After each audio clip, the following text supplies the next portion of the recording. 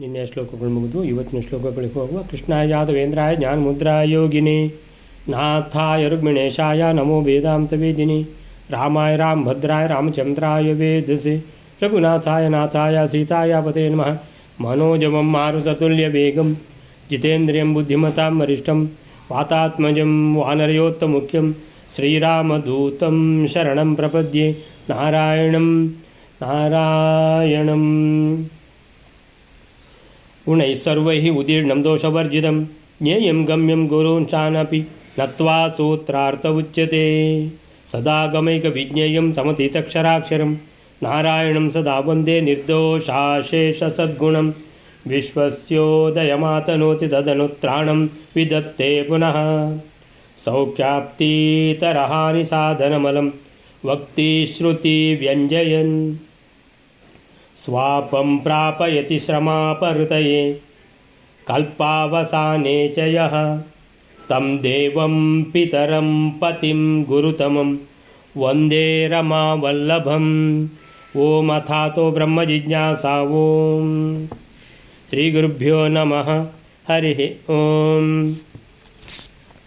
ಇವಾಗ ಎಲ್ಲ ದ್ರೌಪದಿಯ ದಾಂಪತ್ಯ ಜೀವನ ಎಲ್ಲ ಹೇಳಿಬಿಟ್ಟು ಸ್ವಲ್ಪ ಸಮಯ ಪಾಂಡವರ ಜೊತೆಗೆ ಯಾದವ ಕೃಷ್ಣ ವಾಸಿಷ್ಠ ಕೃಷ್ಣರು ಇಬ್ಬರು ಒಳ್ಳೆಯ ಬ್ರಹ್ಮ ಜಿಜ್ಞಾಸೆ ಮಾಡ್ತಾ ಪಾಂಡವರು ಕಳೆದರು ಕಾಲ. ಅತ್ಯಂತ ಸಂತೋಷದಿಂದ ಅಧ್ಯಾತ್ಮದ ಕಡೆಗೆ ಒಲವನ್ನು ಹೆಚ್ಚಿಗೆ ಮಾಡ್ತಾ ಕಾಲ ಕಳೆದರು ಅಂತ ಹೇಳಿ ಒಂದು ಘಟನೆಯನ್ನು ತಗೊಳ್ತಾರೆ.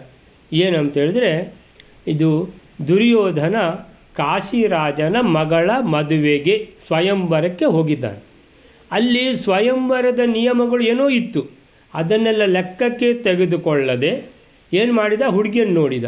ಅವನಿಗೇನಾಯಿತು, ಈ ಹುಡುಗಿ ನನಗೇ ಬೇಕು ಅಂತ. ಅಯ್ಯೋ, ಸ್ವಯಂವರದಲ್ಲಿ ನೀನು ಗೆದ್ದರೆ ತಾನೇ ನಿನಗೆ ಸಿಗೋದು, ಅದೆಲ್ಲ ನನಗೆ ಗೊತ್ತಿಲ್ಲ. ಹೋದ, ಹುಡುಗಿನ ಎತ್ಕೊಂಡು ಹೋಗ್ತಾ ಇದ್ದ, ಮುಗಿದೋಯ್ತು. ಸೊ ಈ ರೀತಿ ಆಯಿತು ಅನ್ನುವಂಥದ್ದು ಕತೆ ಶುರುವಾಗಿದೆ. ಆ ನಂತರ ಏನಾಗುತ್ತೆ ಅಂತ ನೋಡುವ. 190ನೇ ಶ್ಲೋಕವೇಲರೆ. ಶ್ರೀ ಗುರುಭ್ಯೋ ನಮಃ. ಪೂರ್ವಂ ಹಿ ರಾಜಗಣನೆ ಮಗಧಾಧಿರಾಜಃ ಸಂಖ್ಯಾತ ಇತ್ಯತಿರುಷಾ ಪ್ರಗೃಹೀತ ಕನ್ಯೆ ದುರ್ಯೋಧನೆ ನೃಪತಯೋ ಯುಯುಧುಸ್ಮತೇನ ಭಗ್ನಾಶ್ಚ ಕರ್ಣಸಹಿತೇನ ಸಹಾನುಜೇನ. 190ನೇ ಶ್ಲೋಕ. ಕಾಶಿರಾಜನ ಮಗಳ ಸ್ವಯಂವರ ಮಂಟಪದಲ್ಲಿ ರಾಜರನ್ನು ಗಣನೆ ಮಾಡುವಾಗ ಜರಾಸಂಧನು ಮೊದಲನೇನಾಗಿ ಪರಿಗಣಿಸಲ್ಪಟ್ಟಿದ್ದನು.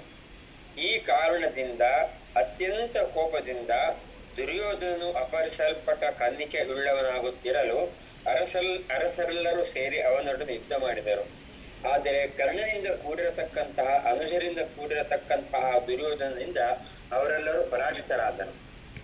ಪೂರ್ವಂ ಹಿ ರಾಜಗಣನೆ ಮಗಧಾಧಿರಾಜಃ ಸಂಖ್ಯಾತ ಇತಿ ಅತಿರುಷ ಪ್ರಗೃಹೀತ ಕನ್ಯೆ ದುರ್ಯೋಧನೆ ನೃಪತಯೋ ಯುಯುಧುಸ್ಮತೇನ ಭಗ್ನಾಶ್ಚ ಕರ್ಣಸಹಿತೇನ ಸಹಾನುಜೇನ. ಪೂರ್ವಂ ಹಿ ಅಲ್ಲ, ಹುಡುಗಿಯನ್ನು ಎತ್ಕೊಂಡು ಹೋದ ಅಂದರೆ ಏನು, ಯಾವುದೇ ಅವನಿಗೆ ನಿಯಮ ಎಲ್ಲ ಅವನಿಗೆ ಲಾಗು ಆಗುವುದಿಲ್ಲ ಅಂತೇಳಿದರೆ ಇಲ್ಲ. ಅವನಿಗೆ ದುರಹಂಕಾರದಲ್ಲಿ ಯಾವ ನಿಯಮಕ್ಕೂ ಅವನು ಜಗ್ಗದೆ ಬಗ್ಗದೆ ಹುಡುಗಿ ತನಗೆ ಬೇಕು ಅಂತ ಹೇಳಿಕೊಂಡು ಎತ್ಕೊಂಡು ಹೋಗಿದ್ದಾನೆ ಅನ್ನುವಂಥದ್ದು. ಪೂರ್ವಂ ಹಿ ಏನು ಇದಕ್ಕೆ ಅಲ್ಲ, ಏನು ಯಾಕೆ ಈ ರೀತಿ ಮಾಡಿದ ಅಂತೇಳಿಕೊಂಡು ಯೋಚನೆ ಮಾಡ್ತಾರೆ. ಆಗ ಪೂರ್ವಂ ಹಿ ರಾಜಗಣನೆ ಮಗಧಾಧಿರಾಜ ಸಂಖ್ಯಾತ ಇತಿ ಅತಿರುಷ. ಅತಿರುಷ ಅಂತೇಳಿದರೆ ಬಹಳ ಕ್ರೋಧ. ರುಷ ಅಂದರೆ ಕ್ರೋಧ, ಕೋಪ. ಅತಿರುಷ ಅಂತೇಳಿದರೆ ಬಹಳ ಕೋಪ ಬಂದುಬಿಟ್ಟಿದೆ ದುರ್ಯೋಧನನಿಗೆ. ಯಾಕೆ ಅಂತೇಳಿದರೆ, ರಾಜಗಣನೆ ಅಂದರೆ ದೊಡ್ಡ ಲಿಸ್ಟೇ ಮಾಡಿದ್ದಾರೆ. ಕಾಶಿರಾಜ ಯಾರೆಲ್ಲ ಸ್ವಯಂವರಕ್ಕೆ ಬರ್ತಾರೆ ಅಂತ ಲಿಸ್ಟ್ ಮಾಡಿ ಅದರಲ್ಲಿ ಮೊದಲನೇ ಹೆಸರು ಯಾರ್ದಾಗಬೇಕಿತ್ತು? ದುರ್ಯೋಧನನದ್ದು ಆಗಬೇಕಿತ್ತು ಅಂತ ಅವನು ತಿಳ್ಕೊಳ್ಳು. ಹಾಗಾದರೆ ಆ ಪಟ್ಟಿಯಲ್ಲಿ ಅವನ ಹೆಸರು ಇಲ್ವಾ? ಇದೆ. ಆದರೆ ಸುರುವಿಗೆ ಹೆಸರು ಅವನದಲ್ಲ. ಅಲ್ಲ, ಮತ್ತು ಯಾರ್ದಿತ್ತು ಸುರುವಿಗೆ ಹೆಸರು? ಮಗಧಾದಿ ರಾಜ, ಮಗಧ ದೇಶದ ಅಧಿಪತಿ ಜರಾಸಂಧನ ಹೆಸರು ಮೊದಲು ಬರ್ಕೊಂಡಿತ್ತು. ಅಂದರೆ ಅತ್ಯಂತ ಶ್ರೇಷ್ಠ ರಾಜರುಗಳಲ್ಲಿ ಅತ್ಯಂತ ಶ್ರೇಷ್ಠ ಜರಾಸಂಧ ಅಂತ. ಯಾಕಂದರೆ ಸುರುವಿನ ಇನ್ವಿಟೇಷನ್ ಅಂತ ಫಸ್ಟ್ ಪಟ್ಟಿಯಲ್ಲಿ ಮೊದಲ ಹೆಸರು ಜರಾಸಂಧಂದು. ರಾಜಗಣನೆ, ಗಣನೆ ಮಾಡುವಾಗ ಅತ್ಯಂತ ಶ್ರೇಷ್ಠ ಅತ್ಯಂತ ಮುಖ್ಯವಾದವನು ಯಾರು? ಜರಾಸಂಧ ಅಂತ. ರಾಜಗಣನೆ, ಗಣನೆ ಮಾಡುವಾಗ ಗಣನೆಗೆ ತಗೊಳ್ಳೋದು ಅಂತ ಹೇಳಿದ್ರೆ ಲೆಕ್ಕಕ್ಕೆ ತಗೊಳ್ಳೋದು. ಲೆಕ್ಕಕ್ಕೆ ತಗೊಳ್ಳೋದೇನು? ಅಲ್ಲ, ನಮ್ಮ ಬಹಳ ನಮಗೆ ಬೇಕಾದವರು ಅಂದರೆ ಇವರು ಅಂತ. ಯಾರು? ಜರಾಸಂಧ ಅಂತ. ಅರೆ, ನಾನಿರುವಾಗ ಜರಾಸಂಧನ ಹೆಸರು ಮೊದಲು ಬರೆದದ್ದು ಯಾಕೆ? ಇದೇ ಕೋಪ. ಕೋಪಕ್ಕೆ ಕಾರಣ ಇಷ್ಟೇ. ನನಗೆ ದೊಡ್ಡ ಮಣೆ ಹಾಕಬೇಕಿತ್ತು, ನನ್ನನ್ನು ಬಿಟ್ಟು ಅವರಿಗೆ ದೊಡ್ಡ ಮಣೆ ಹಾಕಿದ್ದು ಯಾಕೆ? ಪೂರ್ವಂ ಹಿ ಅಂದರೆ ಪ್ರಪ್ರಥಮವಾಗಿ ರಾಜಗಣನೆ, ರಾಜರುಗಳನ್ನು ಲೆಕ್ಕಿಸುವಾಗ ಮಗಧಾದಿರಾಜ ಸಂಖ್ಯಾತ, ಸಂಖ್ಯಾತ ಮೊದಲನೇ ನಂಬರ್ ಯಾರಿಗೆ ಕೊಟ್ಟಿದ್ದಾರೆ ಅಂದರೆ ಜರಾಸಂಧನಿಗೆ ಕೊಟ್ಟಿದ್ದಾರೆ. ನೋಡಿದ ದುರ್ಯೋಧನ ಜರಾಸಂಧನಿಗೆ ಮುಖ್ಯವಾದ ಏನು ಇದು ಗೌರವ. ಆ ಮೇಲಿಂದ ನನಗೆ ಅದು ಹೇಗಾಗ್ತದೆ? ನಾನು ಹಸ್ತಿನಾವತಿಯ ರಾಜ ಅಂದರೆ ರಾಜಾದಿ ರಾಜ ನಾನಿರುವಾಗ ಜರಾಸಂಧನಿಗೆ ಯಾಕೆ ಕೊಟ್ಟದ್ದು? ಪೂರ್ವಂ ಹಿ ರಾಜಗಣನೆ ಮಗಧಾದಿರಾಜ ಸಂಖ್ಯಾತ, ಅವನ ಸಂಖ್ಯೆ ನಂಬರ್ 1. ಯಾರ್ದು? ಮಗಧಾದಿರಾಜಂದು. ಇತಿ ಅತಿರುಷ ಅಂತ ದೊಡ್ಡ ಕೋಪ. ಪ್ರಗೃಹೀತ ಕನ್ಯೆ ದುರ್ಯೋಧನ ಏನು ಮಾಡಿದ? ಕನ್ಯೆಯನ್ನು ಎತ್ತುಕೊಂಡ ಹೋಗಿಬಿಟ್ಟ. ನಿಮ್ಮದು ಸ್ವಯಂವರ ನೀವು ಮಾಡಿಕೊಳ್ಳಿ, ನಿಮಗೆ ಕನ್ಯೆಯೂ ಇಲ್ಲ ನಾನೂ ಇಲ್ಲ ಸ್ವಯಂವರಕ್ಕೆ ಅಂತೇಳಿ ಕನ್ಯೆಯನ್ನು ಅಪಹರಿಸಿಕೊಂಡು ಬಲಾತ್ಕಾರವಾಗಿ ಎತ್ತುಕೊಂಡು ಹೋಗಿಬಿಟ್ಟ. ಅಲ್ಲ, ಬಾಕಿದ್ದವರೆಲ್ಲ ಅಲ್ಲಿ ನೋಡಿ ಏನೇ ಅಂತ ಹೇಳ್ತಾ ಇದ್ದಾರೆ, ಇವನು ಹೋಗಿ ಆಗಿದೆ. ದುರ್ಯೋಧನೆ ಈ ರೀತಿ ಪ್ರಗೃಹೀತ ಕನ್ಯೆಯನ್ನು ಸ್ವಯಂವರದ ಕನ್ಯೆಯನ್ನು ಸ್ಪರ್ಧೆ ನಡೀತಾ ಇರುವಾಗಲೇ ಏನಂತ ಹೇಳಿದ್ರೆ ಅವಳನ್ನು ಎತ್ಕೊಂಡು ಹೋಗಲು, ಪ್ರಗೃಹೀತ ಕನ್ಯೆ ಈ ರೀತಿ ಹೋಗಲು ಏನಾಯಿತು? ನೃಪತಯೋ ಯುಯುದುಹು. ಕೆಲವು ರಾಜರುಗಳು ಬೊಬ್ಬೆ ಹೊಡೆದ್ರು, ಕೆಲವು ರಾಜರುಗಳು ತಡೆ ಹಿಡಿದ್ರು ಎಲ್ಲಿಗೆ ಹೋಗ್ತೀನಿ ನೀನು ಅಂತ. ಅಂದರೆ ಯುದ್ಧ ಮಾಡಲಿಕ್ಕೆ ತೆಗೆದ್ರು ಬಿಲ್ಲು ಬಾಣ. ನೃಪತಯ ಅಂತೇಳಿದರೆ ರಾಜರುಗಳು.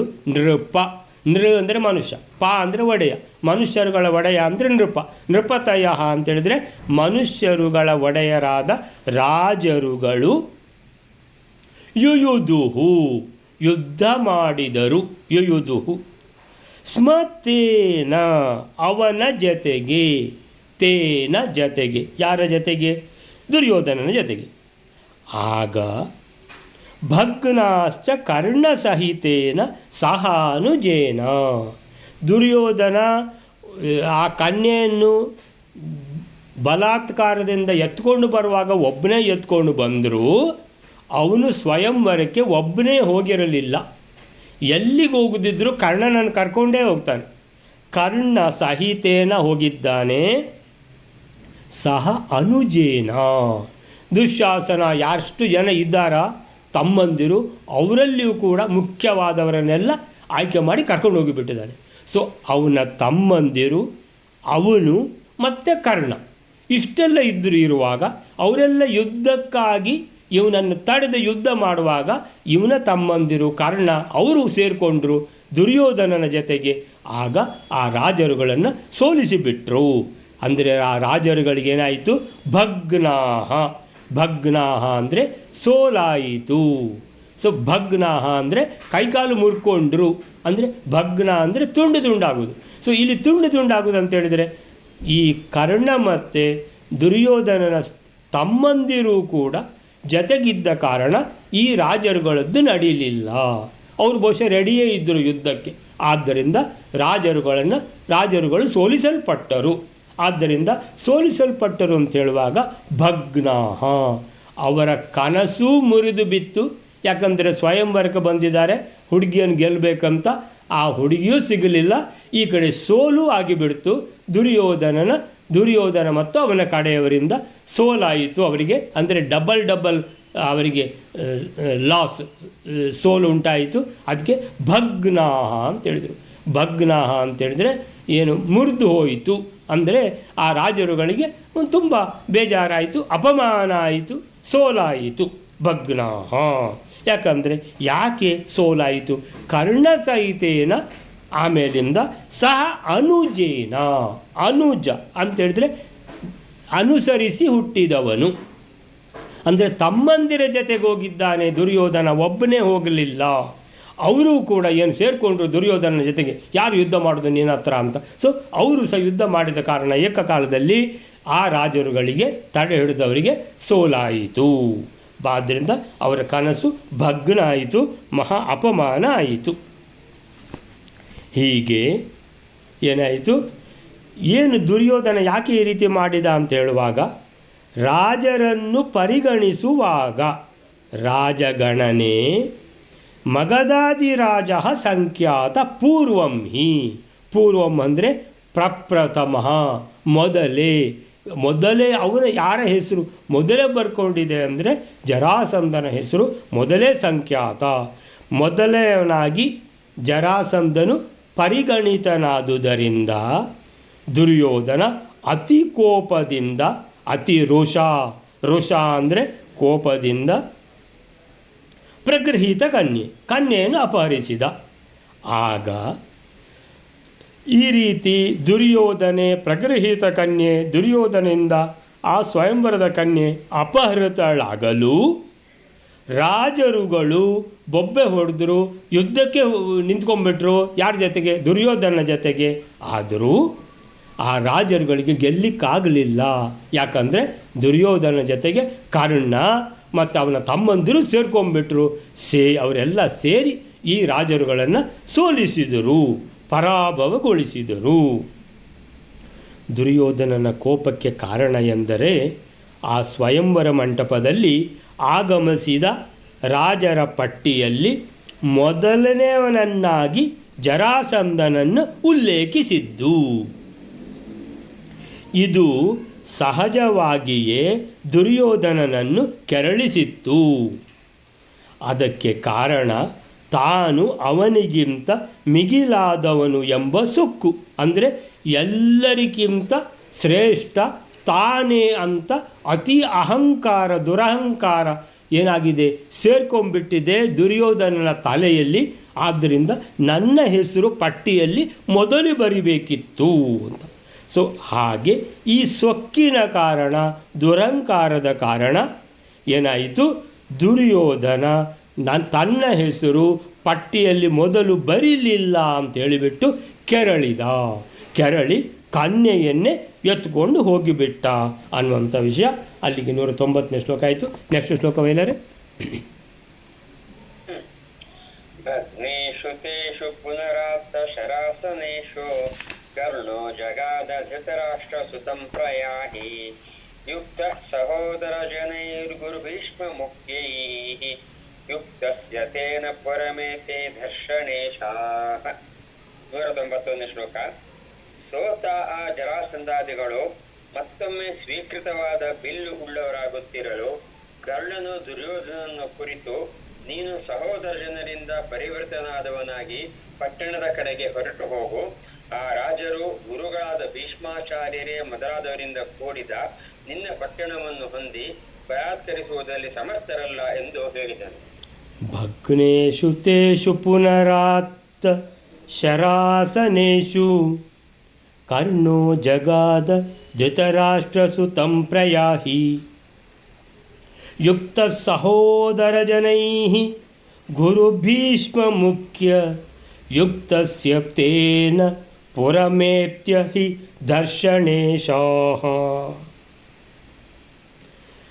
ಇವಾಗ ಅವರು ಸೋತವರಾಗಿ ಇನ್ನೇನು ಅಲ್ಲಿಂದ ಪಲಾಯನ ಮಾಡುವುದರಲ್ಲಿದ್ದಾರೆ ರಾಜರುಗಳು.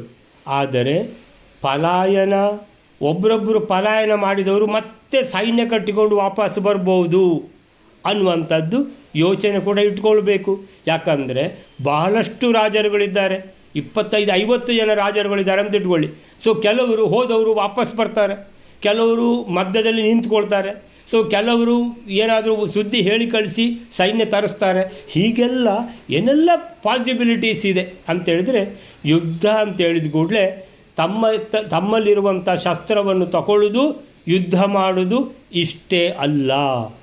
ನಮ್ಮಲ್ಲಿ ಎಷ್ಟು ಶಸ್ತ್ರಗಳಿವೆ, ನಮ್ಮಲ್ಲಿ ಎಷ್ಟು ಶಸ್ತ್ರಧಾರಿಗಳಿದ್ದಾರೆ, ನಮ್ಮಲ್ಲಿ ಎಷ್ಟು ಬಲ ಇದೆ, ಅವರಲ್ಲಿ ಎಷ್ಟು ಬಲ ಇದೆ ಎಲ್ಲ ನೋಡ್ಕೊಳ್ಬೇಕು. ಸೊ ಕರ್ಣ ಯೋಚನೆ ಮಾಡಿದ, ಈಗ ತಾನು ಸಿಕ್ಕಿ ಬೀಳ್ತೇನೆ, ಯಾಕಂದರೆ ಒಂದು ಸಲಕ್ಕೆ ಅವರನ್ನು ಸೋಲಿಸಿ ಆಯಿತು. ಈಗ ಏನು ಮಾಡಬೇಕು, ದುರ್ಯೋಧನ ಜಾಗ ಖಾಲಿ ಮಾಡಬೇಕು, ಇಲ್ಲಿ ನಿಲ್ಲಬಾರ್ದು ಇನ್ನು.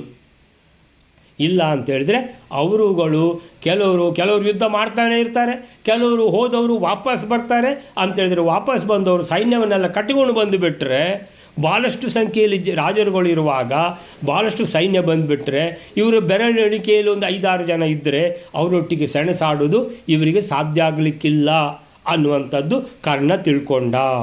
ಸೊ ಭಗ್ನೇಶು ತೇಷು, ಅವರೆಲ್ಲ ಸೋತು ಹೋಗಿದ್ದಾರೆ ರಾಜರುಗಳು. ಪುನಃ ಆಪ್ತಶರಾಸನೇಶು, ಅಂದರೆ ಸೋತು ಓಡಲಿಲ್ಲ. ಪುನಃ ಆಪ್ತ ಶರಾಸನೇಶು, ಶರ ಆಸನ ಅಂತ.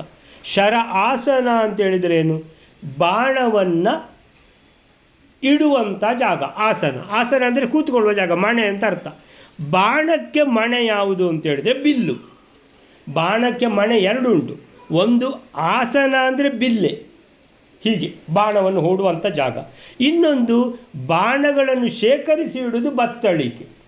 ಸೊ ಏನಾಯಿತು, ಇವರು ರಾಜರುಗಳು ಬತ್ತಳಿಕೆ, ಬಿಲ್ಲು, ಬಾಣ ಎಲ್ಲ ಪುನಃ ಕೈಗೆ ತೆಗೆದುಕೊಂಡು, ಪುನಃ ಆತ್ತ ಅಂತೇಳಿದರೆ ಕೈಗೆ ತೆಗೆದುಕೊಂಡು, ಪುನಃ ಆತ್ತ ಶರಾಸನೇಶು, ಶರ ಆಸನ, ಬಿಲ್ಲು, ಬಾಣ, ಬತ್ತಳಿಗೆ ಎಲ್ಲ ಪುನಃ ಕೈಗೆ ತೆಗೆದುಕೊಂಡು ಪುನಃ ಸಜ್ಜಾಗಿ ಪುನಃ ಬಂದರು. ಪುನಃ ಆತ್ತ ಶರಾಸನೇಶು ಅಂತೇಳಿದರೆ ಅವರೆಲ್ಲ ಓಡಿ ಹೋಗಿದ್ದರೆ ಕಣ್ಣನ್ನು ಸುಮ್ಮನಿರ್ತಿದ್ದ, ಎಲ್ಲ ಓಡಿಸಿಬಿಟ್ಟೆ ಅಂತ. ಇವರು ಓಡಿದ ಹಾಗೆ ಮಾಡಿದರು, ಪುನಃ ಬಂದರು ಸಜ್ಜಾಗಿ ಅಂತೇಳಿದರೆ ಕರ್ಣ ಯೋಚನೆ ಮಾಡ್ತಾನೆ, ಹೀಗೆ ಎಲ್ಲರೂ ಸಜ್ಜಾಗಿ ಬಂದುಬಿಟ್ರೆ, ಕೆಲವರು ಸೈನ್ಯ ಸಮೇತ ಬಂದುಬಿಟ್ರೆ ಆಗ ಇವರನ್ನು ಓಡಿಸಲಾಗದು, ಸೋಲಿಸಲಾಗದು ಅಂತ ಎಣಿಸಿಬಿಟ್ಟು ಏನು ಮಾಡಿದ, ಕರ್ಣೋ ಜಗಾದ, ಕರ್ಣ ಹೇಳಿದ. ಯಾರಿಗೆ, ಧೃತರಾಷ್ಟ್ರ ಸುತಂ. ಧೃತರಾಷ್ಟ್ರ ಸುತಂ ಅಂತೇಳಿದರೆ ಧೃತರಾಷ್ಟ್ರನ ಮಗನಿಗೆ. ಅಂದರೆ ಧೃತರಾಷ್ಟ್ರನ ಮಗನಿಗೆ ಅಂತ ಯಾಕೆ ಹೇಳಿದ ಕರ್ಣ ಅಂತೇಳಿದರೆ, ಧೃತರಾಷ್ಟ್ರನ ಮಗ ಅಂದರೆ ಯಾರು, ದುರ್ಯೋಧನ. ಅವನು ಎಲ್ಲ ಪ್ಲ್ಯಾನ್ ಮಾಡಬೇಕು, ಅವನು ಮೂಢಾತ್ಮನಾಗಿದ್ದಾನೆ ಅಂತೇಳಿದರೆ ಕರ್ಣ ಹೇಳ್ತಾನೆ, ಯೋಚನೆ ಮಾಡ್ತಾನೆ, ಇವನಿಗೇನು ಬೆಪ್ಪು ತಕಡಿಗೆ ಏನೂ ಗೊತ್ತಾಗೋದಿಲ್ಲ, ಕುರುಡನ ಮಗ, ಕುರುಡ ಇವನು ಕೂಡ, ಇನ್ನು ಇಲ್ಲೇ ನಿಂತಿದ್ದಾನೆ, ಓಡಬೇಕು ಇವನು ಎಲ್ಲಿಗೆ, ಹಸ್ತಿನಾವತಿಗೆ. ಇಲ್ಲಿ ಯಾರು ಮತ್ತೆ ಸುಧಾರಿಸೋದು, ಇಲ್ಲಿ ಕರ್ಣ ಸುಧಾರಿಸ್ತಾನೆ. ಕರ್ಣ ನೀನು ಸ್ವಲ್ಪ ಇವರನ್ನೆಲ್ಲ ನೋಡ್ಕೊಂಡಿರು, ನಾನು ಮೆಲ್ಲ ಹೋಗಿಬಿಡ್ತೇನೆ, ನನಗೆ ರಕ್ಷಣೆ ಕೊಡು ಅಂತೇಳಿ ಓಡಬೇಕಲ್ಲಿಂದ. ಯಾಕಂತೇಳಿದರೆ ಪರಿಸ್ಥಿತಿ ಹತೋಟಿ ಮೀರಿ ಹೋಗ್ತಾ ಇದೆ. ಯಾಕಂತೇಳಿದರೆ ಯಾರನ್ನೆಲ್ಲ ಸೋಲಿಸಿದ್ದಾರೋ ಅವರು ಸ್ವಲ್ಪ ಆ ಕಡೆ ಹೋಗಿ ಪುನಃ ಸಜ್ಜಾಗಿ ಬಿಲ್ಲು ಬಾಣ ಹಿಡಿದು ಯುದ್ಧಕ್ಕೆ ಬರ್ತಾ ಇದ್ದಾರೆ ಅಂತೇಳಿದರೆ, ಇವರು ಹೋಗುವುದು ಕಾಣಿಸೋದಿಲ್ಲ ಅಂತೇಳಿದರೆ ಅವ್ರದ್ದು ಸಂಖ್ಯೆ ಜಾಸ್ತಿ ಆಗಿಬಿಟ್ರೆ ಅಲ್ಲಿಗೆ ಏನಾಯಿತು, ತಮಗೆ ಸೋಲಾಗ್ತದೆ ಅಂತ ಇದೆಲ್ಲ ದುರ್ಯೋಧನ ಯೋಚನೆ ಮಾಡಬೇಕಿತ್ತು. ಬದಲಿಗೆ ಕರ್ಣ ಯೋಚನೆ ಮಾಡಿ ದುರ್ಯೋಧನನಿಗೆ ಹೇಳ್ತಾನೆ. ಅದಕ್ಕೆ ಹೇಳಿದರು ಮಧ್ವಾಚಾರ್ಯರು, ಇವ ಧೃತರಾಷ್ಟ್ರನ ಸುತ, ಇವ ಕುರುಡನ ಮಗರಿ, ಇವ ಕುರುಡನಿಗೆ ಗೊತ್ತಾಗೋದಿಲ್ಲ ಏನು ಕೂಡ. ಸೊ ಅದಕ್ಕೆ ಕುರುಡನ ಮಗನಿಗೆ ಹೇಳ್ತಾನೆ ದುರ್ಯೋಧನ, ಪ್ರಯಾಹಿ, ಅರೆ ಓಡು ನೀನು. ಯಾಹಿ ಅಂದರೆ ಹೋಗು, ಪ್ರಯಾಹಿ ಅಂತೇಳಿದರೆ ಹೇಗೋ ಎಲ್ಲ ತಪ್ಪಿಸಿಕೊಂಡು ಓಡು ಅಂತ. ಪ್ರಯಾಹಿ, ಈಗ ನೀನು ಉಳಿಯಬೇಕು, ಇಲ್ಲದೆ ಕೊಂದು ಬಿಡ್ತಾರೆ ಇವರು. ಪ್ರಯಾಹಿ ಯುಕ್ತ ಸಹೋದರ ಜನೈ ಗುರು ಭೀಷ್ಮ ಮುಖ್ಯ ಯುಕ್ತಸ್ಯ ತೇನ ಪುರಮೇತ್ಯ ದರ್ಶನೇಶಾಹ. ನೀನು ಓಡಬೇಕು ಎಲ್ಲಿವರೆಗೆ? ಹಸ್ತಿನಾವತಿವರೆಗೆ. ಆಗ ಇಲ್ಲಿ ಯುದ್ಧಕ್ಕಂತ ಪುನಃ ಬಂದಿದ್ದಾರಲ್ಲ, ಅವ್ರು ನೋಡ್ತಾರೆ ದುರ್ಯೋಧನ ಇಲ್ಲ. ಅರೆ ನಾವು ಯಾರು ದುರ್ಯೋಧನನ ಮೇಲೆ ಮಾತ್ರ ಕೋಪ. ಯಾಕಂದರೆ ಕನ್ಯೆಯನ್ನು ಅಪಹರಿಸಿಕೊಂಡು ಹೋದವನು ದುರ್ಯೋಧನ, ಅವನೇ ಇಲ್ಲ ಅಂತ ಹೇಳಿದ್ಮೇಲೆ ಇವನ ಹತ್ರ ಏನು ಯುದ್ಧ ಮಾಡೋದು?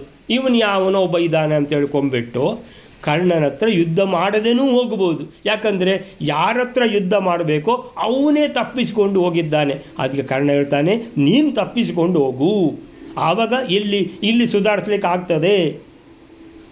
ನೀನು ತಪ್ಪಿಸಿಕೊಂಡು ಹೋದ ಮೇಲೆ ಇವರು ಓಡಿಸಿಕೊಂಡು ಅಲ್ಲಿಗೂ ಬರ್ಬೋದು. ಎಲ್ಲಿಗೆ? ಹಸ್ತಿನಾವತಿಗೆ. ಆಗ ಏನಾಗ್ತದೆ? ಅಲ್ಲಿ ಸಹೋದರ ಜನೈಹಿ, ನಿನ್ನ ಸಹೋದರರು 100 ಜನ ಇದ್ದಾರೆ, 99 ಜನ ಇದ್ದಾರೆ. ಇಲ್ಲಿ ಬಂದದ್ದು 3-4 ಜನ ಮಾತ್ರವೇ ಇರ್ಬೋದು, ಅಥವಾ 1-2 ಜನ. ಅಲ್ಲಿ 99 ಜನ ಪೂರ್ತಿ ಇದ್ದಾರೆ. ಯುಕ್ತ ಅವ್ರ ಜೊತೆಗೆ ಸೇರಿ ಆಮೇಲಿಂದ ಗುರು ಭೀಷ್ಮ ಮುಖ್ಯ, ಭೀಷ್ಮಾಚಾರ್ಯ ಇದ್ದಾರೆ. ಗುರುಗಳು ಅಂತೇಳಿದರೆ ಭೀಷ್ಮಾಚಾರ್ಯರ ಹೆಸರು ಹೇಳಿದ್ದಾರೆ, ಇನ್ನೊಂದು ಗುರುಗಳು ಅಂತ ಹೇಳಿದ್ದಾರೆ. ಹಾಗಾದರೆ ಗುರುಗಳು ಯಾರು ಇರ್ಬೋದು?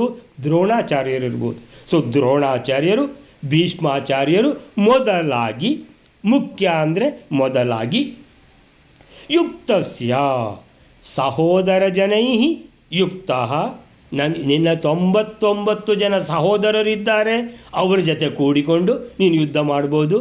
ದ್ರೋಣಾಚಾರ್ಯರು, ಭೀಷ್ಮಾಚಾರ್ಯರು, ಕೃಪಾಚಾರ್ಯರು ಎಷ್ಟೋ ಜನ ಇದ್ದಾರೆ, ಅವ್ರ ಜೊತೆಗೆ ಕೂಡಿಕೊಂಡು ಯುದ್ಧ ಮಾಡೋದು. ಅಂದರೆ ಎಷ್ಟು ದೊಡ್ಡದಾಯಿತು. ಮತ್ತು ನಿಂದು ಸೈನ್ಯ ಉಂಟು ಹಸ್ತಿನಾವತಿಯಲ್ಲಿ. ತೇ ನ ಪುರಮೇತ್ಯ ಹಿ ದರ್ಶನೇಶಾಹ, ದರ್ಶನ ಈಶಾಹ ಅಂತೇಳಿದರೆ ನೀನಲ್ಲಿ ನಿಜವಾಗಿ ರಾಜ. ಯಾಕೆ? ನಿನ್ನ ಹತ್ರ ಸೈನ್ಯ ಉಂಟು, ಗುರುಗಳಿದ್ದಾರೆ, ಭೀಷ್ಮಾಚಾರ್ಯ ಇದ್ದಾರೆ, ಕೃಪಾಚಾರ್ಯ ಇದ್ದಾರೆ, ಆಮೇಲಿಂದ ನಿನ್ನ 99 ಜನ ಸಹೋದರರಿದ್ದಾರೆ, ಶಕುನಿ ಇದ್ದಾನೆ, ಆಮೇಲಿಂದ ಎಲ್ಲ ಒಂದು ಸ್ವಲ್ಪ ದೂತರನ್ನು ಹೇಳಿ ಕಳಿಸಿದರೆ ಅವರು ಬರ್ತಾರೆ. ಭೂರಿ ಶ್ರವಸ್ಸು ಎಲ್ಲ ಎಷ್ಟು ಜನ ಇದ್ದಾರೆ, ಎಲ್ಲ ಬಂದುಬಿಡ್ತಾರೆ. ಜಯದ್ರಥ ಇದ್ದಾನೆ, ನಿನ್ನ ಭಾವ. ಸೊ ದೊಡ್ಡ ಸೈನ್ಯ ಆಗ್ತದೆ ಅಂತೇಳಿದರೆ ಆವಾಗ ನಿನ್ನನ್ನು ಸೋಲಿಸಲಾಗದು. ತೇ ಈ ರಾಜರುಗಳು ನಾಪುರಂ ಏತ್ಯ, ಹಸ್ತಿನಾವತಿಗೆ, ಏತ್ಯ ಅಂದರೆ ತಲುಪಿ, ಪುರಂ ಏತ್ಯ ಅಂದರೆ ಹಸ್ತಿನಾವತಿಯನ್ನು ತಲುಪಿ, ದರ್ಶನ ಅಂದರೆ ಯುದ್ಧ, ಗಲಾಟೆ. ಸೊ ದರ್ಶನ ಅಂದರೆ ಒಬ್ರಿಗೊಬ್ಬರು ಅವನು ಹೊಡೆಯೋದು ಇವನು ಹೊಡೆಯೋದು, ಇದಕ್ಕೆ ದರ್ಶನ ಅಂತ ಹೆಸರು. ಅಂದರೆ ಈ ರೀತಿಯ, ಅದಕ್ಕೆ ಯುದ್ಧ ಅಂತ ಇಟ್ಕೊಂಡ್ಬಿಡೋಣ. ಯುದ್ಧ ನಿನ್ನ ಜೊತೆಗೆ, ಯಾಕಂದರೆ ನೀನಲ್ಲಿ ಈಶ, ಯಾಕಂದರೆ ಫುಲ್ಲು ರಾಜ, ಫುಲ್ಲು ಫೋರ್ಸು ನಿಂದು. ಸೊ ಅವರು ಅವರು ಬರುವುದೇ ಇಲ್ಲ ಫಸ್ಟ್ ಆಫ್ ಆಲ್. ಯಾಕೆ? ಅಲ್ಲಿ ಪೂರ್ತಿ ಸಜ್ಜಾಗಿರ್ತಾನೆ ದುರ್ಯೋಧನ, ಅವನು ಇಡೀ ಭೀಷ್ಮಾಚಾರ್ಯರು, ದ್ರೋಣಾಚಾರ್ಯರು ಎಲ್ಲರೂ ಇರ್ತಾರೆ. ಅವರ ಜೊತೆಗೆ ನಮಗೆ ಯುದ್ಧ ಮಾಡಲಿಕ್ಕೆ ಆಗಲಿಕ್ಕಿಲ್ಲ. ಭೀಷ್ಮಾಚಾರ್ಯರ ಹೆಸರು ಹೇಳಿದ ಕೂಡಲೇ ಎಷ್ಟೋ ರಾಜರುಗಳು ನಡಗಿ ಹೋಗ್ತಾರೆ. ಆದ್ದರಿಂದ ಇದು ನೀನು ಓಡು, ಎಲ್ಲಿಗೆ ಓಡು? ಹಸ್ತಿನಾವತಿಗೆ ಓಡು ಅಂತೇಳಿದರೆ, ಯುದ್ಧ ಅಂತೇಳಿದರೆ ಎಲ್ಲ ನೋಡಬೇಕು. ಶತ್ರುವಿನ ಹತ್ರ ಯಾರೆಲ್ಲ ಇದ್ದಾರೆ? ಮಹಾರಥಿಕರು, ಶಸ್ತ್ರಧಾರಿಗಳು, ಅಸ್ತ್ರವೇತ್ತರು, ಇಲ್ಲಿ ಎಷ್ಟು ಜನ ಇದ್ದಾರೆ, ಇಲ್ಲಿಯ ಬಲ ಎಷ್ಟು, ಅಲ್ಲಿಯ ಬಲ ಎಷ್ಟು, ಅದೇ ನೋಡ್ತಾನೆ ಮಹಾಭಾರತದಲ್ಲಿ, ಭಗವದ್ಗೀತೆಯಲ್ಲಿ ಸೂರ್ಯನ ಅಧ್ಯಾಯದಲ್ಲಿ ಬರ್ತದೆ. ಪರ್ಯಾಪ್ತಂ, ಆ ಭೀಮಸೇನನ ಸೈಡ್ನಲ್ಲಿ 7 ಅಕ್ಷೋಹಿಣಿ ಇದ್ದರೂ ಅದು ಪರ್ಯಾಪ್ತಂ. ನಮ್ಮ ಸೈಡ್ನಲ್ಲಿ 11 ಅಕ್ಷೋಹಿಣಿ ಸೈನ್ಯ ಇದ್ದರೂ ಅಪರ್ಯಾಪ್ತಂ. ಅಂದರೆ ಹಾಗಾದರೆ 7 ಅಕ್ಷೋಹಿಣಿ ಅಂತ ಹೇಳಿದ್ರೆ ಕಡಿಮೆ ಸೈನ್ಯ ಇದ್ದು ಅವರು ಪರ್ಯಾಪ್ತಮ್ಯ ಇದ್ದಾರಲ್ಲ. ಯಾಕೆ ಅಂತ ಹೇಳಿದರೆ ಭೀಮಸೇನ ಇದ್ದಾನಂತ ಹೆದರಿಕೆ ದುರ್ಯೋಧನನಿಗೆ. ಯಾಕಂದರೆ ಭೀಮಾಭಿರಕ್ಷಿತಂ, ನಮ್ಮದು ಭೀಷ್ಮಾಭಿರಕ್ಷಿತಂ, ನಮ್ಮದು ಭೀಷ್ಮಾಚಾರ್ಯರಿಂದ ರಕ್ಷಿತವಾದ್ದು.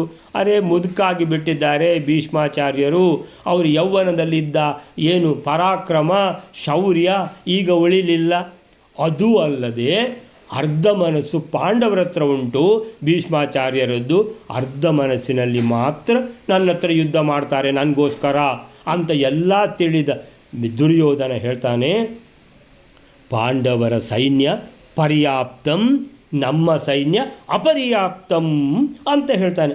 ಸೊ ಎಲ್ಲ ಹಾಗೆ ಈ ಕರ್ಣ ಎಲ್ಲ ಯೋಚನೆ ಮಾಡಿ ಹೇಳ್ತಾನೆ, ನೀನು ಓಡಿದರೆ ಹಸ್ತಿನಾವತಿಯಲ್ಲಿ ನಿನ್ನ 99 ಜನ ಸಹೋದರರು ಭೀಷ್ಮಾಚಾರ್ಯರ ಆದಿಯಾಗಿ ಎಲ್ಲ ಏನು ಮಹಾಪರಾಕ್ರಮಿಗಳು ನಿನ್ನ ಜೊತೆಗೆ ಯುದ್ಧ ಮಾಡ್ತಾರೆ, ನಿನ್ನ ಜೊತೆಗೆ ಸೈನ್ಯ ಇರ್ತದೆ. ಆದ್ದರಿಂದ ನಿನ್ನ ಮನೆಗೆ ಪುರಕ್ಕೆ ಹಸ್ತಿನಾವತಿಗೆ ಬಂದು ಇವರಿಂದ ಯುದ್ಧ ಮಾಡಲಿಕ್ಕೆ ಆಗಲಿಕ್ಕಿಲ್ಲ. ಭೀಷ್ಮಾಚಾರ್ಯರ ಹೆಸರು ಹೇಳಿದ ಕೂಡಲೇ, ದ್ರೋಣಾಚಾರ್ಯರ ಹೆಸರು ಕೇಳಿದ ಕೂಡಲೇ ಇವರೆಲ್ಲ ಓಡ್ತಾರೆ, ಇವರೆಲ್ಲ ನಿಲ್ಲುವುದಿಲ್ಲ. ಆದ್ದರಿಂದ ನೀನು ಅಲ್ಲಿಗೆ ಹೋಗು, ಅಲ್ಲಿ ನೀನು ರಕ್ಷಿತನಾಗಿರ್ತಿ, ಇಲ್ಲಿ ಆ ರಕ್ಷಣೆ ಸಿಗಲಿಕ್ಕಿಲ್ಲ ನಿನಗೆ ಅಂತ ಕರ್ಣ ಹೇಳ್ತಾನೆ. ಇದರಿಂದ ಕರ್ಣ ಅಂತೇಳಿದರೆ ಅತ್ಯಂತ ದೊಡ್ಡ ಬಿಲ್ಲುಗಾರ ಎಲ್ಲ ಇದ್ರೂ ಎಲ್ಲ ಬಂದು ಮೈ ಮೇಲೆ ಬಿದ್ದರೆ ಕರ್ಣನಿಗೆ ಆಗಲಿಕ್ಕಿಲ್ಲ ಅಂತ ಹೆದರಿದ ಅನ್ನುವಂಥದ್ದು ಕೂಡ ಗೊತ್ತಾಗ್ತದೆ ಅನ್ನುವಂಥದ್ದು 191ನೇ ಶ್ಲೋಕಕ್ಕೆ ಏನು ಹೇಳ್ತಾರೆ ಅಂತೇಳಿದರೆ, ಸೋತು ಹೋದ ಆ ರಾಜರುಗಳು ಮತ್ತೆ ಭಗ್ನೇಶು ತೇಷು, ಸೋತು ಹೋದವರು ಪುನಃ ಆತ್ತಶರಾಸನೇಶು, ಆತ್ತ ಅಂದರೆ ಕೈಗೆ ತೆಗೆದುಕೊಂಡು ಅವರೆಲ್ಲ ಪುನಃ ಧನುರ್ಧಾರಿಗಳಾಗಿ ಬಿಲ್ಲು ಬಾಣಗಳನ್ನು ಬತ್ತಳಿಕೆಯನ್ನು ಕೈಗೆ ತೆಗೆದುಕೊಂಡು ಉಳಿದ ಶಸ್ತ್ರಾಸ್ತ್ರಗಳನ್ನು ಕೈಗೆ ತೆಗೆದುಕೊಂಡು ಆಗಮಿಸಲು, ಮತ್ತೆ ಯುದ್ಧಕ್ಕೆ ಬರಲು ಕರ್ಣ ದುರ್ಯೋಧನನಿಗೆ ಹೇಳಿದ, ನೀನು ನಿನ್ನ ಸೋದರರೊಂದಿಗೆ ಹಸ್ತಿನಾಪುರಕ್ಕೆ ತೆರಳು. ಅಲ್ಲಿ ಗುರುಗಳಾದ ಭೀಷ್ಮರು, ದ್ರೋಣರು ಮೊದಲಾದವರೊಂದಿಗೆ ಸೇರಿಕೊಂಡರೆ ಅಲ್ಲಿ ನಿನ್ನ ಜೊತೆಗೆ ಎಲ್ಲರೂ ಇರ್ತಾರೆ. ಯಾರೆಲ್ಲ? ಭೀಷ್ಮಾಚಾರ್ಯರು, ದ್ರೋಣಾಚಾರ್ಯರು, ಆಮೇಲಿಂದ ಶಕುನಿ, ಆಮೇಲೆ ಜಯದ್ರಥ, ಅಲ್ಲಿ ಸೈನ್ಯ, ಅರೆ ಏನು ಅವರೆಲ್ಲ ಸೇರ್ಕೊಂಡ್ಬಿಟ್ರೆ ನಿನ್ನ ಪಟ್ಟಣಕ್ಕೆ ಬಂದು ಇವರು ಆಕ್ರಮಿಸಲು ಸಮರ್ಥರಾಗಲಾರರು ಅಂತ ಕುರುಡನ ಮಗನಿಗೆ ಕರ್ಣ ಉಪದೇಶಿಸಿದ. ನಿಮಗೆ ಗೊತ್ತಾಗಬೇಕಾಗಿತ್ತು, ನಿನಗೆ ಗೊತ್ತಾಗಲಿಲ್ಲ, ನಾನು ಹೇಳ್ತಾ ಇದ್ದೀನಿ, ಓಡು ಅಂತ ಹೇಳಿದ. ಹಸ್ತಿನಾಪುರಕ್ಕೆ ಹೋಗಿ ಸೇರಿಕೊಂಡರೆ ಅಲ್ಲಿ ಮಹಾವೀರರಾದ ಭೀಷ್ಮಾದಿಗಳ ರಕ್ಷಣೆಯೂ ದೊರೆಯುವುದರಿಂದ ಕೌರವರು ಸುರಕ್ಷಿತರಾಗುವರು ಎಂಬುದು ಕರ್ಣನ ಆಶಯ. 191ನೇ ಶ್ಲೋಕ ಆಯಿತು. 192 ಮುಗಿಸಿಬಿಡುವ ವೈಲಾರೆ. ಏಕಾಂತತೋ ಜಯಮವೀಕ್ಷ್ಯ ಚ ನಾನು ಯಾತಿ ಬಾಹದ್ರಥಃ ಪುರಗತಸ್ಯ ಜಯೇನ ನಿಷ್ಠಾ ದ್ರೌಣಿಂ ಹಿ ರುದ್ರತನುಮೇಷ ಸದಾ ವಿಜಾನನ್ ನೋ ತೇನ ಯುದ್ಧಮಾಭಿವಾಂಛತೆ ರುದ್ರಭಕ್ತಃ. 192ನೇ ಶ್ಲೋಕ. ಕರ್ಣ ಹೇಳ್ತಾ ಇದ್ದಾನೆ ದುರ್ಯೋಧನಿಗೆ, ಜರಾಸಂಧನು ನಿಶ್ಚಯವಾಗಿ ಜಯವನ್ನು ನೋಡದೇನೆ, ಅಂದರೆ ತಾನು ಜಯ ಗಳಿಸುವೆನು ಎಂಬ ವಿಶ್ವಾಸವಿಲ್ಲದೆ ಅವನು ಯುದ್ಧಕ್ಕೆ ಬರುವುದಿಲ್ಲ.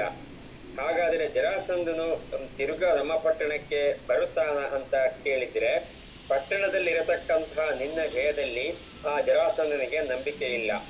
ಆದ್ದರಿಂದ ಇಲ್ಲಿಯೂ ಕೂಡ ನಿನ್ನನ್ನು ಗೆಲ್ಲುವುದಕ್ಕೋಸ್ಕರ ಅವನು ಬರುವುದಿಲ್ಲ ಎಂದೇ ಅಭಿಪ್ರಾಯ. ಅವನು ರುದ್ರದೇವರ ಭಕ್ತನು. ಆದ್ದರಿಂದ ಜರಾಸಂಧನು ಅಶ್ವತ್ಥಾಮನನ್ನು ರುದ್ರನ ಅವತಾರಭೂತನನ್ನಾಗಿ ಯಾವಾಗಲೂ ತಿಳಿದುಕೊಂಡಿರುತ್ತಾನೆ. ಈ ಕಾರಣದಿಂದ ಆತನು ಅಶ್ವತ್ಥಾಮನೊಂದಿಗೆ ಕೂಡ ಯುದ್ಧವನ್ನು ಬಯಸುವುದಿಲ್ಲ. ಏಕಾಂತತೋ ಜಯಮವೀಕ್ಷ್ಯ ನ ಚಾನುಯಾತಿ ಬಾಹ್ರದ್ರಥಃ ಪುರಗತಸ್ಯ ಜಯೇನ ನಿಷ್ಠಾ ದ್ರೌಣಿಂ ಹಿ ರುದ್ರತನುಮೇಷ ಸದಾ ವಿಜಾನನ್ ನೋ ತೇನ ಯುದ್ಧಂ ಅಭಿವಾಂಚತಿ ರುದ್ರಭಕ್ತಃ. ಕರ್ಣ ಹೇಳ್ತಾನೆ, ಈ ಜರಾಸಂಧ ಇದ್ದಾನಲ್ಲ, ಅವನು ಬಂದ್ಬಿಡ್ತಾನೆ ಇಲ್ಲಿ ಯುದ್ಧಕ್ಕೆ. ಆದರೆ ನೀನು ಅಲ್ಲಿ ಓಡಿದರೆ ಹಸ್ತಿನಾವತಿಗೆ, ಅಲ್ಲಿ ಏಕಾಂತತೋ ಅಂತೇಳಿದರೆ ಅಲ್ಲಿಯ ಒಂದು ಸನ್ನಿವೇಶ ಬೇರೆ, ಇಲ್ಲಿಯ ಸನ್ನಿವೇಶ ಬೇರೆ. ಏಕಾಂತತೋ ಜಯಂ ಅವೀಕ್ಷ್ಯ ಅಂದರೆ ಖಂಡಿತ ಗೆಲ್ತೇನೆ ಅನ್ನುವಂತಹ ಏನು ಭರವಸೆ ಇಲ್ಲ ಅಂತೇಳಿದರೆ, ಜಯಂ ಅವೀಕ್ಷ್ಯ ನ ಚ ಅನುಯಾತಿ ಅಂದರೆ ಖಂಡಿತ ಗೆಲ್ತೇನೆ ಅನ್ನುವ ಭರವಸೆ ಇಲ್ಲದಿದ್ದರೆ ನ ಅನುಯಾತಿ ಜರಾಸಂಧ ಬರುವುದಿಲ್ಲ. ಅವನಿಗೆ ಏನಂತ ಹೇಳಿದರೆ ಹೊರಡುವ ಮೊದಲೇ ಅವನಿಗೆ ಏಕಾಂತದಲ್ಲಿ ಯೋಚನೆ ಮಾಡುವಾಗ ಗೊತ್ತಾಗಬೇಕು ಇವತ್ತು ಜಯ ನಂದೇ ಅಂತ. ಸೊ ಎಲ್ಲ ಯೋಚನೆ ಮಾಡಿ ಕ್ಯಾಲ್ಕುಲೇಷನ್ ಮಾಡಿ ಅವನು ಏನು ಮಾಡ್ತಾನೆ, ಆ ನಿರ್ಧಾರಕ್ಕೆ ಬರ್ತಾನೆ. ಆದರೆ ಜಯದ್ರಥ ನೀನು ಹಸ್ತಿನಾವತಿಗೆ ಹೋದರೆ ಇಲ್ಲಿ ಏನೆಲ್ಲ, ಅಲ್ಲಿ ಹಸ್ತಿನಾವತಿಯಲ್ಲಿ ನಿನ್ನ ಜೊತೆ ಯಾರೆಲ್ಲ ಸೇರ್ತಾರೆ, ಎಷ್ಟೆಲ್ಲ ಬಲ ಬರ್ತದೆ, ಅದನ್ನು ಎಣಿಸಿದರೆ ಮತ್ತೆ ಅವನು ಬರಲಿಕ್ಕಿಲ್ಲ ಅಲ್ಲಿಗೆ. ಭಾರದ್ರಥಃ, ಬೃಹದ್ರಥನ ಮಗನಾದ ಯಾರು ಈ ಜರಾಸಂಧ, ಪುರಗತಸ್ಯ, ನೀನು ಹಸ್ತಿನಾವತಿಗೆ ಹೋದರೆ, ಪುರ ಅಂದರೆ ಹಸ್ತಿನಾಪುರ, ಗತ ಅಂದರೆ ಹೋಗುವುದು. ಸೊ ನೀನು ಹಸ್ತಿನಾಪುರಕ್ಕೆ ಹೋದಾಗ ನಿನ್ನ ಜೊತೆಗೆ ಜಯೇನ ನಿಷ್ಠ, ಅವನಿಗೆ ಅಲ್ಲಿ ಕೂಡ ಜಯ ಸಿಗ್ತದೆ ಅನ್ನುವಂಥ ನಿಷ್ಠ ದೃಢ ಇಲ್ಲ. ನ ನಿಷ್ಠ. ಯಾಕೆ ಅಂತೇಳಿದರೆ, ಯಾರಿಗೆ ಹೆದರ್ತಾನೆ ಜರಾಸಂಧ ಅಂತೇಳಿದರೆ, ದ್ರೌಣಿಂ ಹಿ ರುದ್ರತನುಮೇಶ ಸದಾ ವಿಜಾನ. ಈ ಜರಾಸಂಧ ದೊಡ್ಡ ರುದ್ರ ಭಕ್ತ, ಲಾಸ್ಟಿಗೆ ಕೊಟ್ಟಿದ್ದಾರೆ ನೋಡಿ, ರುದ್ರ ಭಕ್ತ. ಜರಾಸಂಧ ದೊಡ್ಡ ರುದ್ರ ಭಕ್ತ. ಅವನಿಗೆ ಗೊತ್ತು ಅಶ್ವತ್ಥಾಮ ಯಾರು ಅಂತ. ಅಂದರೆ ರುದ್ರದೇವರ ಸಾಕ್ಷಾತ್ ಅವತಾರ ಅವನು. ಯಾರು? ಅಶ್ವತ್ಥಾಮ. ರುದ್ರದೇವರೇ ಹುಟ್ಟಿದ್ದಾರೆ ಅಂಥೇಳಿ ಸರಿಯಾಗಿ ತಿಳ್ಕೊಂಡಿದ್ದಾನೆ ಜರಾಸಂಧ. ದ್ರೌಣಿಂ, ದ್ರೌಣಿ ಅಂತೇಳಿದ್ರೆ ದ್ರೋಣಾಚಾರ್ಯರ ಮಗ ದ್ರೌಣಿ, ದ್ರೋಣನ ಮಗ ದ್ರೌಣಿ. ಸೊ ಧೃತರಾಷ್ಟ್ರನ ಮಗ ಧಾರ್ತರಾಷ್ಟ್ರ. ಸೊ ಹಾಗೆ ದಶರಥನ ಮಗ ದಾಶರಥಿ. ಹಾಗೆ ಸೊ ದ್ರೌಣಿಂ, ದ್ರೋಣಾಚಾರ್ಯರ ಮಗ ಅಶ್ವತ್ಥಾಮಾಚಾರ್ಯರನ್ನು, ರುದ್ರತನುಮೇಶ, ರುದ್ರದೇವರ ಅವತಾರ ಅವನು. ರುದ್ರ ತನು, ತನು ಅಂದರೆ ದೇಹ. ರುದ್ರದೇವರೇ ಮನುಷ್ಯ ರೂಪದಲ್ಲಿ ಹುಟ್ಟಿದ್ದು ಯಾರು? ಅಶ್ವತ್ಥಾಮನಾಗಿ ಅಂತ. ಏಷ ಸದಾ ವಿಜಾನನ್, ಈ ಜರಾಸಂಧ ಏಷ ಸದಾ ಯಾವಾಗಲೂ ವಿಜಾನನ್ ತಿಳ್ಕೊಂಡಿದ್ದಾನೆ. ಹಾಗಾದರೆ ಒಬ್ಬ ರುದ್ರ ಭಕ್ತ, ಇನ್ನೊಂದು ಸಾಕ್ಷಾತ್ ರುದ್ರದೇವರದ್ದೇ ಅವತಾರವಾಗಿರುವಂಥ ಆ ಯಾರತ್ರ, ಇವರ ಹತ್ರ ದ್ರೌಣಿ ಅಂದರೆ ಅಶ್ವತ್ಥಾಮಾಚಾರ್ಯರ ಹತ್ರ ಯುದ್ಧ ಮಾಡಲಿಕ್ಕೆ ಇವನು ಬರುವುದಿಲ್ಲ ಜರಾಸಂಧ. ಯಾಕಂತೇಳಿದರೆ, ಅಯ್ಯೋ ನಾನು ಯಾರ ಭಕ್ತನೋ ಅವನೇ ನನ್ನ ಎದುರುಗಡೆ ನಿಂತಿದ್ದಾನೆ ಅಶ್ವತ್ಥಾಮ ರೂಪದಲ್ಲಿ, ಅವ್ರ ಜೊತೆ ನಾನು ಯುದ್ಧ ಮಾಡಲಿಕ್ಕೆ ಆಗೋದಿಲ್ಲ, ನಾನು ಬಿಲ್ ಎತ್ಕೊಂಡು ಬಾಣ ಹೂಡ್ಲಿಕ್ಕೆ ಆಗೋದಿಲ್ಲ ಅಂತ ಜರಾಸಂಧ ಬರುವುದೇ ಇಲ್ಲ. ದ್ರೋಣಿಂ ಹಿ ರುದ್ರತನುಂ ಏಷ ಸದಾ ವಿಜಾನನ್, ಜಾನನ್ ತಿಳಿದಿರುವ, ವಿಜಾನನ್ ಅಂದರೆ ವಿಶೇಷವಾಗಿ ತಿಳಿದಿರುವ, ಸರಿಯಾಗಿ ತಿಳಿದಿರುವ. ನೋತೇನ ಯುದ್ಧಂ ಅಭಿವಾಂಚತಿ ರುದ್ರಭಕ್ತ. ಆದ್ದರಿಂದ ತೇನ ನಿನ್ನ ಜೊತೆಗೆ ಯುದ್ಧಂ ಅಭಿವಾಂಚತಿ, ನೋ ಅಂದರೆ ನ ಯುದ್ಧಂ ಅಭಿವಾಂಚತಿ, ನಿನ್ನ ಜೊತೆಗೆ ಯುದ್ಧಕ್ಕೆ ಜರಾಸಂಧ ಅಲ್ಲಿಗೆ ಬರುವುದಿಲ್ಲ. ಜರಾಸಂಧ ಬರುವುದಿಲ್ಲ ಅಂತೇಳಿದರೆ ನಿಂದು ಏನಿದೆ ತಲೆಬಿಸಿ ಅರ್ಧಕ್ಕಿಂತ ಜಾಸ್ತಿ ಚಪ್ಪಾಗಿ ಬಿಡ್ತು. ಯಾಕಂದರೆ ಜರಾಸಂಧನ ಹತ್ರ ಅಗಾಧ ಸೈನ್ಯ ಇದೆ. ಅವನು ಕರೆದರೆ ಎಲ್ಲ ರಾಜರುಗಳು ಒಟ್ಟಾಗಿ ಬಂದುಬಿಡ್ತಾರೆ, ಅಷ್ಟು ಅವನಿಗೆ ಹೆದರ್ತಾರೆ. ಆದ್ದರಿಂದ ಕೃಷ್ಣನಿಗೆ ಹೋಗಿ ಟಕ್ಕರ್ ಕೊಟ್ಟವ ಜರಾಸಂಧ. ಪ್ರತಿ ಸಲ ಕೃಷ್ಣನನ್ನು ಸೋಲಿಸಿಯೇ ಬಿಡ್ತೇನೆ ಅಂತ ಹೋಗ್ತಾ ಇದ್ದವನು ಆ ಜರಾಸಂಧ ಹಸ್ತಿನಾವತಿಗೂ ಬರಲಿಕ್ಕಿಲ್ವಾ ಅಂತ ಕೇಳಿದರೆ ಇಲ್ಲ. ಯಾಕೆ ಅಂತ ಕೇಳಿದರೆ ಅವನೊಬ್ಬ ಜರಾಸಂಧ ಒಬ್ಬ ದೊಡ್ಡ ರುದ್ರ ಭಕ್ತ. ಹಸ್ತಿನಾವತಿಯಲ್ಲಿ ದುರ್ಯೋಧನನ ಜೊತೆಗೆ ದ್ರೋಣಾಚಾರ್ಯರ ಜೊತೆಗೆ ಅವರ ಮಗ ಅಶ್ವತ್ಥಾಮ ಕೂಡ ಯುದ್ಧ ಮಾಡ್ತಾನೆ. ಆ ಅಶ್ವತ್ಥಾಮ ಅಂದರೆ ಯಾರು? ಜರಾಸಂಧನಿಗೆ ಗೊತ್ತಿದೆ. ಅಲ್ಲ, ಏನು ಗೊತ್ತಿದೆ ಅಂತೇಳಿದರೆ ಅಶ್ವತ್ಥಾಮ ರುದ್ರದೇವರ ಸಾಕ್ಷಾತ್ ಅವತಾರ ಮನುಷ್ಯನಾಗಿ ಹುಟ್ಟಿದ್ದು ಅಂತ ಚೆನ್ನಾಗಿ ತಿಳ್ಕೊಂಡಿದ್ದಾನೆ. ಆದ್ದರಿಂದ ಅವನು ಇದನ್ನೆಲ್ಲ ಎಣಿಸಿ ಹಸ್ತಿನಾವತಿಗೆ ಜರಾಸಂಧ ತನ್ನ ದೊಡ್ಡ ಸೈನ್ಯ ಹಿಡ್ಕೊಂಡು ಬರುವುದೇ ಇಲ್ಲ. ಜರಾಸಂಧ ಬರುವುದಿಲ್ಲ ಅಂತೇಳಿದ್ರೆ ಬಾಕಿ ರಾಜರುಗಳು ದೂರದಿಂದಲೇ ನೋಡಿ ಪಲಾಯನ ಮಾಡ್ತಾರೆ. ಯಾಕಂದರೆ ಈ ಹಸ್ತಿನಾವತಿಯ ಸೈನ್ಯವನ್ನು ಎದುರಿಸಲಿಕ್ಕೆ ಅವರಿಂದ ಆಗದು.